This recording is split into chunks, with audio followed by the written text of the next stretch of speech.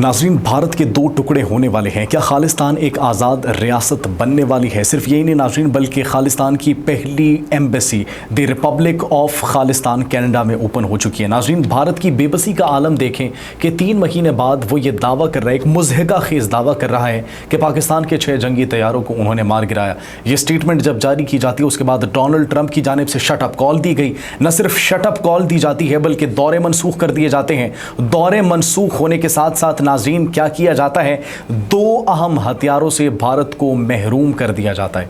जी हाँ नाज़रीन, सिर्फ यही नहीं, अब सवाल ये किया जा रहा है कि भारत और भारतीय लीडरशिप क्या कभी अमरीकी सरजमीन पर कदम रख पाएगी या फिर नहीं। नाज़रीन, सिर्फ यही नहीं बल्कि इसके साथ साथ भारतीय प्रॉक्सीज़ के थ्रू पाकिस्तान के अमन को ख़राब करने की कोशिश की जा रही है और पाकिस्तानी सिक्योरिटी फोर्सेस ने जिस तरीके से उनको एक भरपूर और मौसर जवाब दिया वो भी आपको बताएंगे। साथ ही साथ नाज़रीन, उनकी अंदरूनी लीडरशिप ने, भारत की अंदरूनी लीडरशिप ने, राहुल गांधी ने मोदी के जो एक घटिया प्लान्स थे, प्रोपेगेंडे थे और जिस तरीके से उसने आकर इख्तिदार को संभाला था उससे भी राज फाश कर दिया है।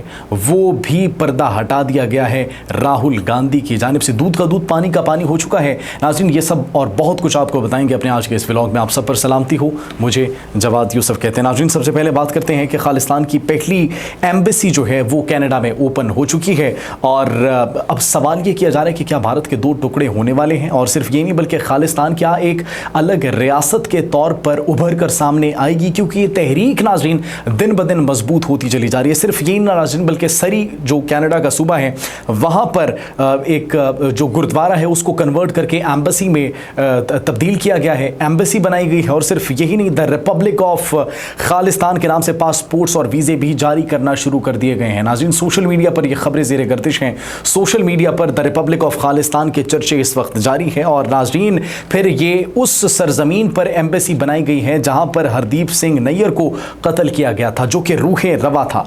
इस तहरीक का एक मरकज़ी किरदार था कि चाहता था वो ये कि पूरी दुनिया के अंदर खालिस्तान की एम्बेसीज खुली। नाज़रीन, फिर उसी सरजमीन पर उसको कत्ल कर दिया जाता है और अब उसी सरजमीन पर खालिस्तान की पहली एम्बेसी का खुलना, उसका क़याम होना भारत के मुंह पर एक जनाटेदार थप्पड़ है। नाज़रीन, सिर्फ यही नहीं, टाइमिंग बड़ी इंपॉर्टेंट है।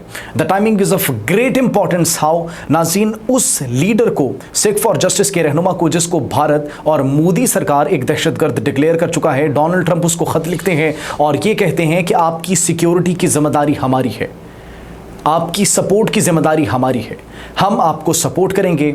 हम उन लोगों को जो कि हमारे मुल्क में रह रहे हैं, हम उनकी हिफाजत की जिम्मेदारी उठाते हैं। नाज़रीन, उसको, गुरपतवंत सिंह पन्नू को, उनको जो है वो मुकम्मल सिक्योरिटी की, उनके मुकम्मल सपोर्ट की यकीन दहानी करवाते हैं। और ये भारत के लिए एक पैगाम था, भारत के लिए एक पैगाम इसलिए था, मोदी सरकार के साथ जो ताल्लुकात कशीदा होते चले जा रहे हैं अमेरिका के लिए, ये डोनाल्ड ट्रंप की जानिब से इनडायरेक्टली क्या पैगाम था? ये पैगाम था कि भारत के अंदर पावर, भारत के अंदर रेजीम चेंज, डायनेमिक्स जो है वो मैं तब्दील कर सकता हूँ। शायद मोदी सीरियस नहीं ले रहे थे, भारत बिल्कुल भी सीरियस नहीं ले रहे थे ये डोनाल्ड ट्रंप की स्टेटमेंट्स को, उनके एक्शंस को, उनके बयानात को। लेकिन जब 25% टेरिफ आयद किया जाता है पहले, और पाकिस्तान पर वो कह रहे थे 29% टेरिफ आयद होगा, तो 19% टेरिफ आयद किया जाता है। उसके बाद फिर 100% मजीद इजाफा होता है, 50% टेरिफ, तिजारती मुआहिदात, तिजारती डील्स कैंसिल, सब कुछ कैंसिल। हम तिजारती मुज़ाकरात नहीं करेंगे जब तक वो रूस से तेल की बरामदात बंद नहीं करता। डोनाल्ड ट्रंप की जानिब से नाज़रीन ये स्टेटमेंट जारी की गई। नाज़रीन, सिर्फ यही नहीं बल्कि अब सवाल ये भी किया जा रहा है और कुछ एक्टिविस्ट ये सवाल उठा रहे हैं और ये कह रहे हैं कि पाकिस्तान को भी एम्बेसी खोलनी चाहिए, द रिपब्लिक ऑफ खालिस्तान के नाम से एम्बेसी पाकिस्तान में भी उसका क़याम होना चाहिए, क्योंकि पाकिस्तानियों ने हमेशा अपने सिख भाइयों की मदद की है, उनकी आवाज़ बने हैं और पाक भारत कशीदगी के दौरान भी कभी उनकी सिख बरादरी के साथ, सिख भाइयों के साथ ताल्लुकात ख़राब नहीं हुए, न होने दिए हैं। गुरुद्वारे हमने बनाए, आपके सामने है, हमने उनके लिए अपने बॉर्डर्स खोल दिए, गेट्स खोल दिए, वो आते हैं और यहाँ पर विजिट करते हैं। लेकिन ये बात मोदी सरकार को हज़म नहीं होती, अपने ही सिखों पर पाबंदी आयद करके उनके मुक़द्दस मुकाम से आने से जो है उनको रोका जाता है, यहाँ पर आने पर पाबंदी आयद की जाती है उन पर, जबकि पाकिस्तान उनके साथ मुकम्मल तौर पर खड़ा है, उनके साथ इजहारी यकजहती करता है, उनके हुकूक़ के लिए आवाज़ भी बुलंद करता है। नाज़रीन, अब ये कहा जा रहा है कि पाकिस्तान को भी द रिपब्लिक ऑफ खालिस्तान की एम्बेसी पाकिस्तान में बनानी चाहिए, उसका क़याम भी होना चाहिए। तो नाज़रीन, मोदी सरकार के लिए ये एक बहुत बड़ी परेशानी है।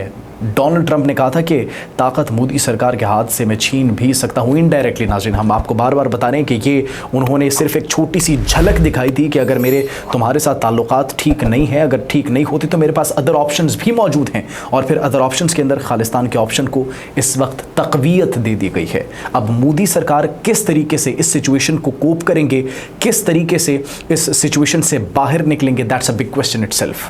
ناظرین صرف یہی نہیں بلکہ انڈین ایئر فورس کی بے بسی دیکھیں, بھارت کی بے بسی دیکھیں کہ 3 ماہ کے بعد, پہلگام واقعے کے 3 ماہ بعد, ابھی تقریباً 3 ماہ سے زیادہ کا عرصہ گزر چکا ہے اور اب وہ کلیم کر رہے ہیں کہ ہم نے پاکستانی 6 طیاروں کو مار گرایا تھا. مار گرایا تھا واقعی کہاں پر مار گرایا تھا؟ ہم نے آپ کو پروفز دیے, پروفز چھوڑیں, ہم نے آپ کو نمبرز دیے, کون کون سے رافیل طیارے جو گرے تھے ہم نے آپ کو ان کے نمبرز دیے جو ان کو الاٹ ہوتے ہیں. ہم نے آپ کو پائلٹس کا بتایا. ارے آپ سب چھوڑیں, یہ بتا دیں شیوانگی سنگھ کہاں ہے؟ ارے اس کی فیملی کو تو جواب دے دیں. ابھی سیکیورٹی ذرائع کے حوالے سے جو ہے وہ خبریں زیر گردش تھی کہ 250 کے قریب تو اہلکار آپ کے صرف بارڈرز پر مرے ہیں. صرف یہی نہیں بلکہ آپ کے 5 سے 6 تو پائلٹس مرے ہیں, 5 آپ کے S-400 کے آپریٹرز مرے ہیں. ان کی فیملیز کو کب تک چھپاتے رہیں گے, کب تک ان کے منہ دباتے رہیں گے, کب تک ان کے سوشل میڈیا پر جو ہے پوسٹس کو ہائیڈ کرتے رہیں گے, ختم کرتے رہیں گے, ان کو اٹھاتے رہیں گے, کب تک؟ پھر آپ ایک تقریب کا انعقاد بھی کر رہے ہیں. اگر آپ کا نقصان نہیں ہوا تو پھر تقریب کا انعقاد کیوں کریں, ان کی فیملیز کو ایوارڈز اور میڈلز کیوں دے رہے ہیں؟ اس سوال کا جواب وہ کبھی نہیں دیں گے ناظرین, اور ہم جانتے ہیں ان کے پاس کوئی پروف بھی موجود نہیں ہے. یہ صرف ان کی بے بسی ہے اور وہ مختلف طریقے, مختلف ہتھ کنڈے اپنا رہے کہ کس طریقے سے وہ بھارت کو جو ایک شکست ہوئی ہے اس سے عوام کی توجہ کو مبذول کرایا جا سکے, ہٹایا جا سکے. ناظرین صرف یہی نہیں بلکہ روٹرز جو ہے, رائٹرز ایک بین الاقوامی ادارہ ہے, ان کی جانب سے ایک رپورٹ نے تہلکہ خیز انکشاف کیا, اور وہ انکشاف یہ ہے کہ ناظرین اب یہ انکشاف بھی انتہائی ضروری ہے اور پھر ڈونلڈ ٹرمپ کی سٹیٹمنٹ بھی انتہائی ضروری ہے. سب سے پہلے تو امریکہ نے جواب دیا, بڑا بھرپور اور مؤثر جواب دیا. ایک شٹ اپ کی کال دی گئی ہے ڈونلڈ ٹرمپ کی جانب سے. کس طریقے سے شٹ اپ کی کال دی گئی ہے؟ 35ویں مرتبہ بھارت کے طیارے مار گرائے جانے کا انہوں نے دعویٰ کیا ہے, بیان جاری کیا ہے, میڈیا کے سامنے ناظرین یہ گفتگو کی, یہ سٹیٹمنٹ انہوں نے رکھی ہے کہ پاکستان اور بھارت کی جنگ بڑی کشیدہ ہو چکی تھی اور اس میں 5 سے 6 بھی طیارے بھی گرائے جا چکے تھے. یہ ایک ایٹمی جنگ میں تبدیل ہو سکتی تھی کہ بھارت اور پاکستان کی جنگ کو رکوانے کے لیے پھر امریکہ میں نے ایک اہم کردار ادا کیا. آرمینیا اور آذربائیجان کے درمیان بھی تناؤ جو ہے اور وہ جو ان کے درمیان کشیدگی تھی اس کو ختم کیا گیا ہے. جنگ بندی کے معاہدوں پر دستخط کیے گئے ہیں ڈونلڈ ٹرمپ کے سامنے ان کی موجودگی میں. اس دوران جب پھر وہ میڈیا سے گفتگو کرتے ہیں تو ناظرین کی اسٹیٹمنٹ جاری کی گئی, شٹ اپ کال دے دی گئی مطلب بھارت کو. اب صرف یہی نہیں, رائٹرز کی جو خبر ہے, جو ایک رپورٹ ہے, اس نے بھی تہلکہ مچا دیا. وہ خبر کیا ہے ناظرین؟ وہ خبر یہ ہے کہ طیارے خریدنے کی کافی ڈیلز کینسل ہوئی ہے بھارت کی. بھارت بڑی ڈیلز کر رہا تھا اور ہم نے آپ کو بتایا بھارت F-35 خریدنے کا خواہاں تھا. اب وہ یہ کہہ رہا تھا کہ we are not interested now, we are not like interested in purchasing those. ہم ابھی جو ہے زیادہ اس کو خریدنے کی خواہش نہیں رکھتے. کیا پتہ امریکہ نے خود ان کو شٹ اپ کال دی ہو کہ ہم آپ کو اپنے طیارے نہیں دے رہے. کیا پتہ امریکہ نے خود ان کو کہا کہ نہیں بھائی نہیں, آپ ہمارے طیاروں کو آپریٹ کرنے کے قابل نہیں ہیں. اور بھارت یہ تاثر دینے کی کوشش کر رہا ہو کہ نہیں ہم انٹرسٹڈ نہیں ہیں, ہم یہ آپ پر سوچتے ہیں. ناظرین صرف یہی نہیں بلکہ ان کے وزیر دفاع راج ناتھ سنگھ نے امریکہ کا دورہ کرنا تھا, دورہ منسوخ نہیں گئے. وہ کیا بھارتی لیڈرشپ امریکہ جا پائے گی, وائٹ ہاؤس میں ڈونلڈ ٹرمپ کو فیس کر پائے گی, ان کے سوالوں کے جواب دے سکے گی, یا پھر سوال اٹھا سکے گی کہ آخر ہمارے ساتھ یہ رویہ کیوں؟ ماضی میں تو ہمارے تعلقات بڑے اچھے تھے. That's a big question it self. Pakistan کے ساتھ تعلقات ٹھیک ہو گئے, ہمارے ساتھ آپ نے تعلقات بگاڑ لیے.